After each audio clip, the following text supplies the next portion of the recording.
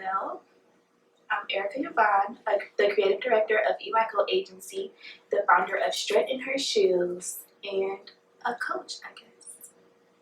I wanted to do this project because there's a lot to entrepreneurship that entrepreneurs don't admit. We just show you the glorious side. We show you how much money we made. We show you the projects we do, but we never really show you our real journey. So here's my journey.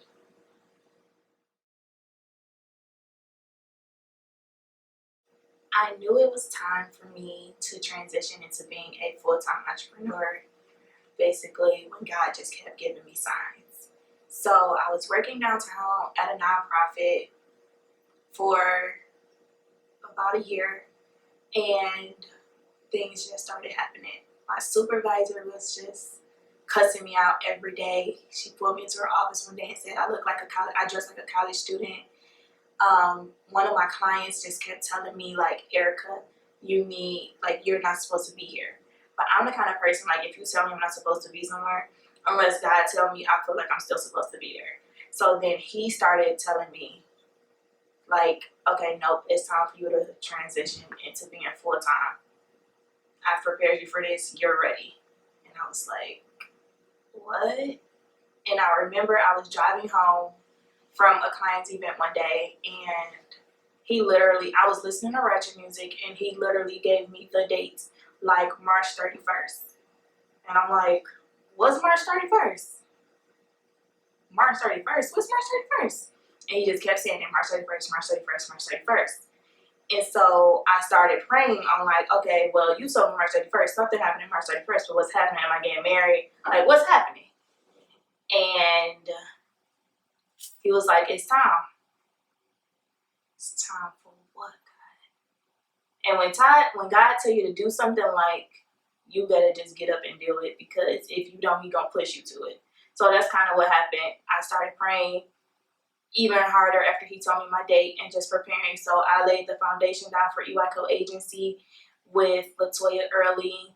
I kind of prepared myself mentally for what was coming. But there's honestly no real way to prepare for being a full-time entrepreneur, because you don't know what that journey is going to be like. You can read these blogs that say do this and this and this and this, but there is no way for you to really prepare, especially when you're moving because God told you to move, because he can give you test on top of test on top of test, and the only way to get through them is with him. So yeah, that's how I knew it was time. God told me it's time.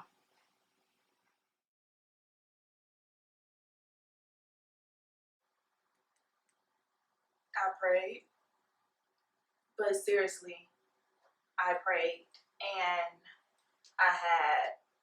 I made sure that EYCO was ready to really run full time. So not only making sure that, like, my policies and my processes were together, but that if I got a client that really needed something done, and like that I could do it, even though sometimes I failed at that. It's okay though. You're gonna fail sometimes, but you just gotta get right back up. But I really just prayed, and then I also made sure that, like, I had a support system. So it wasn't always my family. Sometimes it was just my friends, and sometimes it was my clients that was like, nope, keep going, you can do this, you can do this. And somehow I did it. I'm on my way to two years full time, and it's still just unbelievable. I also got rid of debt. So with my last few checks, I paid off debt, because there was no way I wanted bill collectors calling me talking about, hey E, I need you to pay this credit card bill. Because I'm gonna be like, yo B, make my clients give me my money, kind of thing. And Verizon don't care about your clients. So I had to make sure that I paid off debt, and that the money I was bringing in would be sufficient for me paying everything I needed to pay for. And I prayed times 10. Yep, that's it. So when the dates came, March 31st, Well, actually, my job was like, well, you finished all your work, so don't come back on March 26th. So March 26th was my last official day working full time for somebody else. But it was also the first day I worked for myself for real. So after I left work at 12 o'clock, I took a half day and I actually got on the road with my client for a speaking engagement. So there was no time to waste for me. When the time came, I just got to it. Like, I got straight to work. Like I said, I left work and went to work. So when the time came, I just got my life together and I did it. That next Monday, because that was a Friday, I believe. That next Monday, I went into the office and I act like I was clocking into somebody else's clock, but I went by my own, but I did it on my own. And that took some more prayer, y'all, for real. Because you don't have anyone, you don't have people, you don't have a designated lunchtime. You don't have people necessarily sending you jobs. Like, you have to manage your time yourself. Just like when you transition from high school to college, they say it's a struggle. Transitioning from working for somebody else to working for yourself is a struggle. Being your own boss is literally you being the employee and the boss. So you have to be on yourself about everything that you have to do. You have to be on yourself about time management, because you don't have nobody like, yo, we got 2 days to turn this in. No, your client's just gonna text you like, where my stuff? Literally like that, where my stuff? And you just have to do it. So when the time came, I prayed some more, but I got my life together and I just got to it.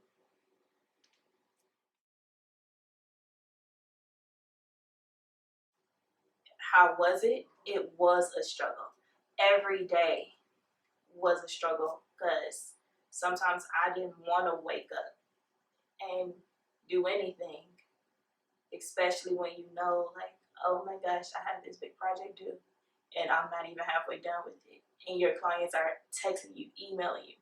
Like, there were days where I literally just wanted to lay in bed and not move. But I didn't have that option. I don't have vacation paid time. Like, there is no vacation time. You just have to work, especially when you're first starting out. I honestly actually fell into a state of depression. My first year, I became a little angry bird and I was going off on my friends all the time. And that's because in your first year, there's so much pressure. And like I said, there's no way to prepare for all of the pressure. There is no way to prepare for all of the tests and everything that God is going to give you. So I didn't go into this on my own. I went into this with God being my compass and telling me what direction to go in.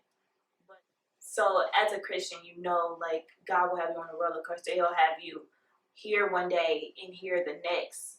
And you literally just have to trust him and know that everything is going to fall into place. So that's how my first year was. It was a struggle for me because on any given day, I didn't know what to expect. And that's where the depression came in, because I'm used to being in control of my path. I'm used to knowing what's coming next, and I honestly didn't. I got into it with one of my closest friends over literally a little comment that she made. And she's my best friend to this day, but we laugh about it now like, girl, we really got into it about that. Like, our friendship was almost gone over that. But it's because in that state, I was so sensitive to everything. I was so angry about everything. I didn't feel like I had support. It wasn't a lot of people that I could talk to because a lot of people didn't understand what I was going through. I didn't have a lot of friends that were, well, I didn't have friends that were going full time with me. I had two, and we were struggling together, so I can't vent to them. And then my other friends kind of looked up to me because we all wanted to go full time, but they knew it wasn't their time. And I also didn't want to share all my struggles with them because I don't want to scare you from the path that God is leading you to just because it's not your time. So I bottled a lot of stuff in. I remember one day I literally went in my mama room. I sat on her bed, and all I could do was cry. And she like, Erica, what's wrong? And I'm like, I don't know. Because I literally could not explain what was wrong. I just knew that something wasn't right inside of me. I knew what I was supposed to be doing, but it honestly didn't feel like I was doing the right thing. Just because the struggle was so hard. Every night, I would honestly cry myself to sleep because each day felt like it got harder. With clients, just, I'm not gonna go into detail on it, but it just literally got harder and harder and harder. And I remember praying, like, God, is this really what you called me to do? And are you sure you called the right person? Because I don't know if you thought I was strong enough for this, but I don't think I am because I'm literally breaking. But God needs to put you in a place where you can only depend on Him. And He literally had to break me. He had to humble me so that I know that the new heights that He wanted me to reach was because of Him. It wasn't because of the work I was doing. It wasn't because of anybody else or anything else but Him. So at the end of the day, all I could do was have faith and trust God. But it was a struggle. And that's how it was, a struggle. Every day. All day. That first year, a struggle.